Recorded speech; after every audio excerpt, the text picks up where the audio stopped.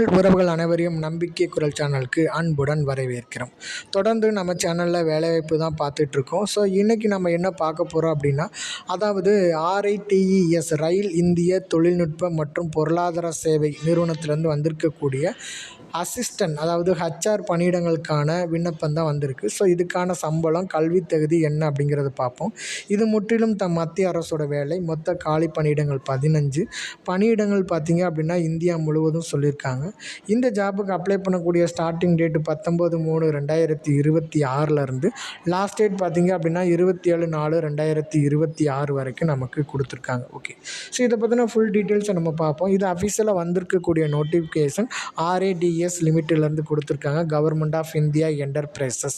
Okay, so இந்த இருந்து வந்திருக்கக்கூடிய வேக்கன்சி என்னன்னு பார்த்தீங்க அப்படின்னா ministry of railway, government of India கொடுத்துருக்காங்க. ஸோ இது multi disciplinary consultancy organisation. So இவங்க மூலமாக தான் அந்த வேக்கன்சி வந்து ஃபில் பண்ண போகிறாங்க. ஸோ என்ன மாதிரி பணியிடங்கள் பார்த்தீங்க அப்படின்னா அசிஸ்டன்ட் HR கொடுத்துருக்காங்க. ஓவரால் பார்த்தீங்க அப்படின்னா 15 பணியிடங்கள் கொடுத்துருக்காங்க. இதே கம்யூனிட்டி வைஸும் நமக்கு போஸ்ட் வந்து கிரியேட் பண்ணியிருக்காங்க. ஜென்ரல் பிரிவினர் 8, EVS 2, OPC 1, SC 3, ST 1, மொத்தம் 15 பணியிடங்கள் கொடுத்துருக்காங்க. ஸோ இதுக்கான வயது வரம்பு பார்த்தீங்க அப்படின்னா 30 வயது வரைக்கும் இருக்கிற மாதிரி நமக்கு சொல்லியிருக்காங்க. ஓகே, ஸோ அது மட்டும் இல்லை, age, experience and all eligible criteria for the last date of submission குள்ளே நம்ம வந்து அப்ளை பண்ணிக்கிற மாதிரி சொல்லியிருக்காங்க. Okay, minimum education qualification and experience பார்த்தீங்க அப்படின்னா இந்த அசிஸ்டன்ட் HR பணியிடத்துக்கு மினிமம் டிகிரி முடிச்சிருந்தாலே போதும். ஸோ இதுக்கான எக்ஸ்பீரியன்ஸ் எதுவும் கிடையாது சொல்லியிருக்காங்க. அதே எவ்வளோ மார்க் எடுத்திருக்கணும்னு பார்த்தீங்க அப்படின்னா ஜென்ரல் பிரிவில் இருந்தீங்க அப்படின்னா 50% ஆஃப் மார்க்கும் மினிமமாக எடுக்கணும். அதே இது SC ST OBCயாக இருந்தால் 45% மார்க் எடுத்திருந்தாலே போதும். ஸோ இவங்க வந்து அது மட்டும் இல்லை, டிகிரியில் வந்து இந்த லெவலில் மட்டும் நம்ம பாஸ் பண்ணியிருந்தாலே போதும், இந்த ஜாபுக்கு வந்து நம்ம அப்ளை பண்ணிக்கலாம். இதுக்கான செலெக்ஷன் ப்ராசஸ் பார்த்திங்க அப்படின்னா ஃபஸ்ட்டு ரிட்டன் எக்ஸாம் கண்டக்ட் பண்ணுறாங்க. அடுத்து டாக்குமெண்ட் வெரிஃபிகேஷன் கொடுத்துட்றாங்க. ஸோ இது முடித்ததுக்கப்புறம் நமக்கு அப்பாயின்மெண்ட் ஆர்டர் வந்து நமக்கு கொடுத்துருவாங்க. ஓகேவா, ரைட். இப்போ ரிட்டன் டெக்ஸ்ட் பார்த்தீங்க அப்படின்னா 125 அப்ஜெக்டிவ் டைப் கொஸ்டின் கேட்குறாங்க. 2.5 மணி நேரம் நடக்கக்கூடிய இந்த எக்ஸாமில் நம்ம மினிமம் எடுக்கக்கூடிய அந்த அடிஷ்னல் கம்பேரிஷன் பேக்வேர்டு, அதாவது டிசேபிள் பர்சனுக்கு 50 மினிட்ஸ் எக்ஸ்ட்ரா கொடுக்குறாங்க. ஸோ இதில் பார்த்தீங்க அப்படின்னா there will be no negative mark எதுவும் எடுத்துக்க மாட்டாங்க. நம்ம கரெக்டான ஆன்சர் போட்டோம்னா அதுக்கு மட்டும் கரெக்ட் கொடுப்பாங்க. இன்கரெக்ட் ஆன்சருக்கு எந்த விதமான மார்க்கும் டிடெக்ட் பண்ண மாட்டாங்க. ஸோ மினிமம் மார்க் வந்து அந்த ரிட்டன் டெஸ்ட்டில் 50% ஆஃப் ஜென்ரல் பிரிவினரும் 45% of mark SC ST candidates வந்து இந்த ரிட்டன் டெஸ்ட்டில் நம்ம எடுத்துட்டோம் அப்படின்னா ஃபர்தராக நம்மளுக்கு டாக்குமெண்ட் வெரிஃபிகேஷனுக்கு வந்து நம்ம கால் பண்ணுவாங்க. ஸோ இந்த டாக்குமெண்ட் வெரிஃபிகேஷன் எதை பேஸ் பண்ணி பார்த்தீங்க அப்படின்னா ரிட்டன் டெஸ்ட்டோட ரிசல்ட் வச்சு தான் நம்பர் ஆஃப் வேக்கன்சியை பொறுத்து கம்யூனிட்டி வைஸ் வந்து ஆளை செலக்ட் பண்ணிடுவாங்க. ஸோ அவங்களுக்கு மட்டும்தான் டாக்குமெண்ட் வெரிஃபிகேஷன் வந்து கொடுக்குறாங்க RITES லிமிட்டட்லேருந்து. ஓகேவா, ரைட்.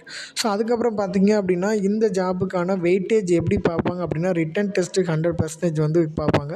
அதாவது மினிமம் 50% ஆஃப் மார்க் ஜென்ரல் பிரிவினரும், SC STயாக இருந்தால் 40% ஆஃப் மார்க் வந்து ரிட்டன் டெஸ்ட்டில் நம்ம வந்து எடுத்துருக்கணும். ஸோ எடுத்தோம் அப்படின்னா அடுத்து சர்டிஃபிகேட் வெரிஃபிகேஷனுக்கு அப்புறமா appointment of selected candidates will be subject to their being found medically fitness வந்து மெடிக்கல் எக்ஸாமினேஷன் கண்டக்ட் பண்ணுறாங்க.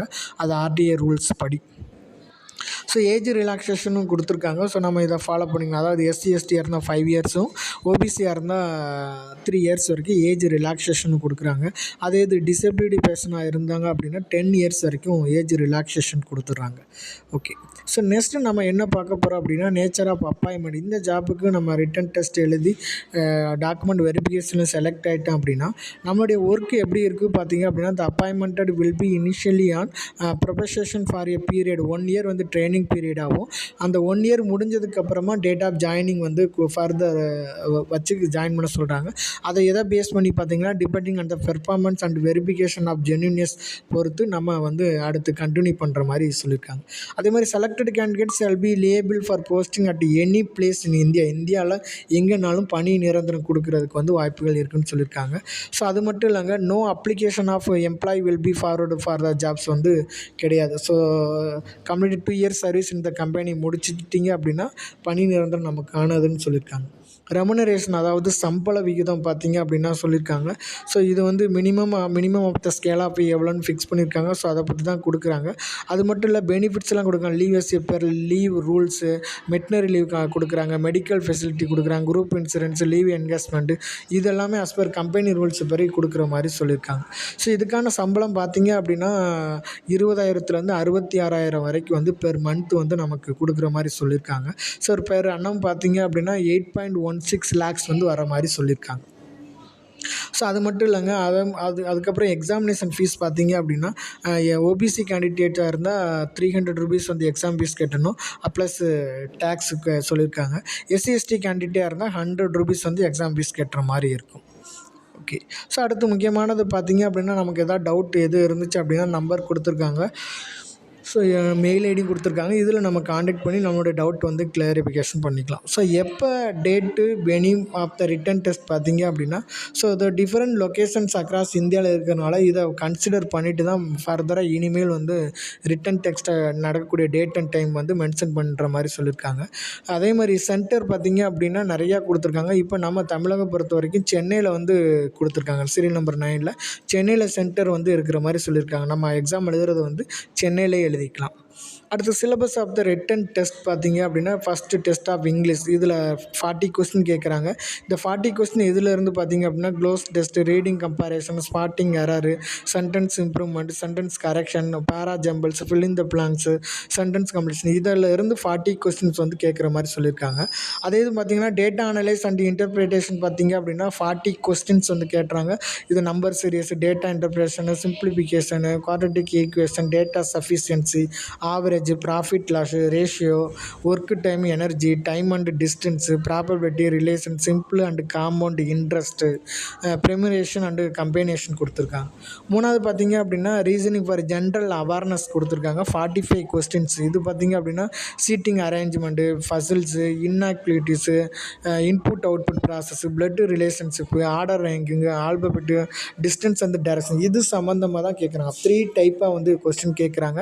மொத்தம் பார்த்தீங்க அப்படின்னா 125 கொஸ்டின் வந்து நமக்கு கண்டக்ட் பண்ணுறாங்க. ஓகே. இந்த ஜாபுக்கு நம்ம எப்படி அப்ளை பண்ணணும்னு பார்த்தீங்க அப்படின்னா நம்ம அப்ளை பண்ணுறதுக்கு முன்னாடி இன்ட்ரெஸ்ட் கேண்டிடேட்ஸ் இதுக்கு நம்ம அப்ளை பண்ணணும் அப்படின்னா டிகிரி படிச்சிருக்கவங்க தான் நம்ம அப்ளை பண்ண முடியும்.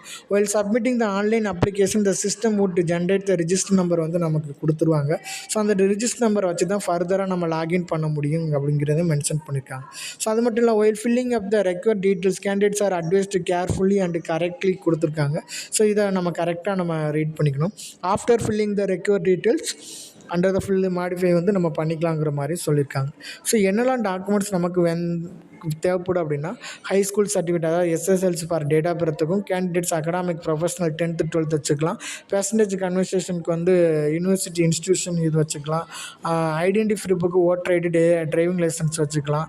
எக்ஸ்பீரியன்ஸ் எது இருந்துச்சுன்னா அதுக்கு உண்டான கால் லெட்டர் வச்சுக்கலாம்னு சொல்லி மென்ஷன் பண்ணியிருக்காங்க.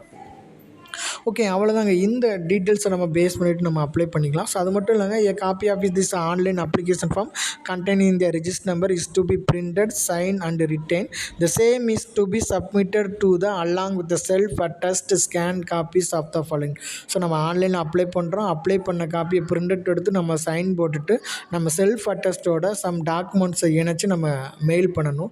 ஸோ என்னென்னா பார்த்தீங்கன்னா recent passport size photo, high school certificate, அப்புறம் certificate for the 10th 12th diploma, graduated, post graduated, community certificate, Aadhaar card, pan card, identification proof எது இருந்துச்சுன்னா அது. ஸோ வேறு எதுவும் டாக்குமெண்ட் இருந்தாலும் அதெல்லாம் வந்து நம்ம இணைச்சிக்கிட்டு நம்ம வந்து போஸ்ட்டில் அனுப்புகிற மாதிரி சொல்லியிருக்காங்க. அது மட்டும் இல்லைங்க candidates who have to bring duly filled 2 copies of annexure A. So அந்த அனெக்சரை நம்ம டவுன்லோட் பண்ணிவிட்டு அதை 2 copies பிரிண்ட் எடுத்துகிட்டு நம்ம ஃபில் பண்ணுற மாதிரி சொல்லியிருக்காங்க. முக்கியமான டேட்டு நமக்கு மென்ஷன் பண்ணியிருக்காங்க. ஸ்டார்டிங் டேட்டு 19/3/2026 லாஸ்ட் டேட் 27/4/2026 வரைக்கும் நமக்கு கொடுத்துருக்காங்க. ஸோ இதுதான் வந்து அனெக்சர் A. ஸோ இதில் நம்ம எல்லாம் நம்ம கொடுக்குறோம். எஸ்னா ஒய் கொடுக்குறோம். 10th mark sheet, 12th diploma அல்லது graduation, post graduated, PhD mark sheet. So இது நம்ம எதெல்லாம் கொடுக்குறோமோ அது வைக்கிறாருன்னா எஸ் இல்லைனா நோ கொடுத்துக்கணும்.